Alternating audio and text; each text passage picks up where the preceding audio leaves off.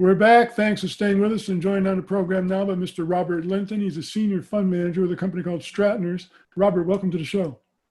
Hi, Don. Thanks for having me. Well, tell us what Strattners does, Robert. Sure. Strattners we have a portfolio of companies, and the main objective is funding public companies. So we have a presence in Asia, Europe, the US, and we've really looked to identify companies that are in a great position to grow, to evolve to that next level, to say the NASDAQ, and we help them achieve that in a unique way. Dr. Timo Strattner, the company's CEO, he's really identified this unique opportunity in these smaller cap companies to really develop them and give them an opportunity that they didn't otherwise have. There were a lot of funding methods that people have in place that traditionally companies use, but they're not always in the best interest of the company and the shareholders. And what we've done that makes us unique is align the interests of the investors, the company owners, as well as the potential future shareholders. Well, you're absolutely right, because the funding options for small cap companies have really changed over the last 10 years, haven't they? Yeah, and a lot of other things have changed. Things with the addition of certain regulations. You have FINRA, the SEC. There's a lot of organizations involved, and it's made it, I think, difficult for people in the stock market these days. It makes it difficult now to deposit shares, just expenses because of fees for dealing with microcap companies. It's been a challenge. One thing that's good for us is we have, as an investment banker, we have relationships with brokers, with market makers, and we can help companies with some things as simple as just being able to deposit shares. And every aspect of being a public company, we can really help a company grow and get to those next steps. Do you have like a criteria list that you go to when you're looking at companies and you're considering them funding them? Yeah, there is a criteria. Number one is, do they have a business that can utilize capital to grow effectively? So that's number one. They need to be public, or the goal to be public soon. We've even worked with private companies that plan to go public. It's just, as long as it's a smart business model and there's a path, an exit path to something in the public markets in the form of liquidity, that is the major thing we look for.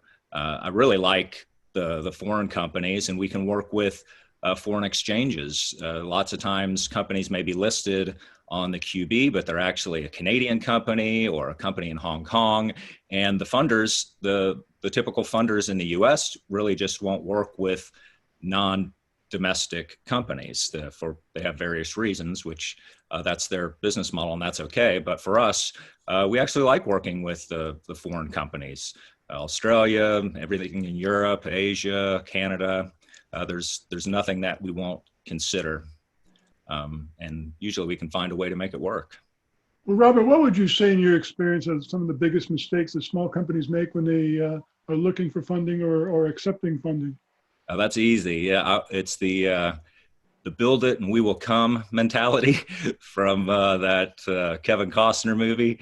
The belief that just because you make a good company and you're making good earnings, that the stock price will reflect that. It's important to market the company and have new investors seeing who you are, because you're not just going to get found under a rock. It's all about, like in real estate, location, location, location. And a location is key because people see you, but in the marketplace, people will only see you if you get the word out to the investment community about your company. So it's important to establish not just marketing of products and services that you do, but also the fact that you are a public company and that investors should look at you. Now, of course, you and I have known each other for a few years. You have experience as a public company officer. Do you think that brings a unique perspective to you doing what you're doing now? Yeah, absolutely. I think it also helps me relate to CEOs because I've sat in their chair, understand the challenges, can speak with experience as to how to get things done. You know, I took a private company to be public, and then all the way to the NASDAQ myself as the president.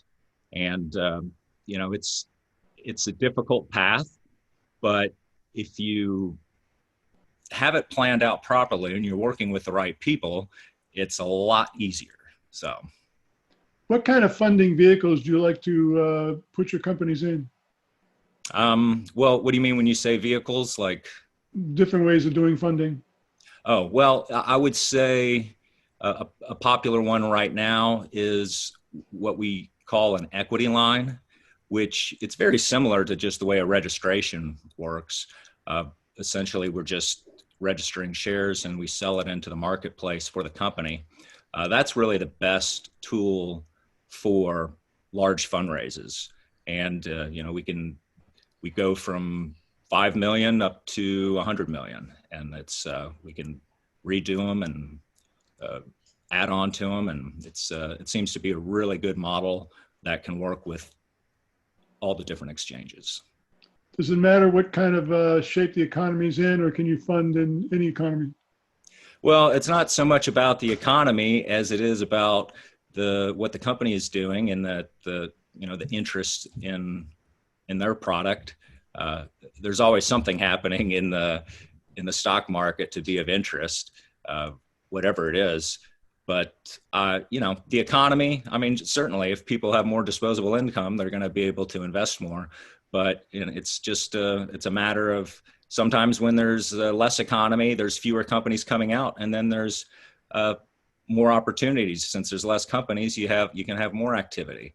So it just depends on what's happening. Once again, the company's called Strattners. You can check them out at strattners.com. Robert, thanks so much for joining us. Great perspective. Okay, thanks, Don. Appreciate it.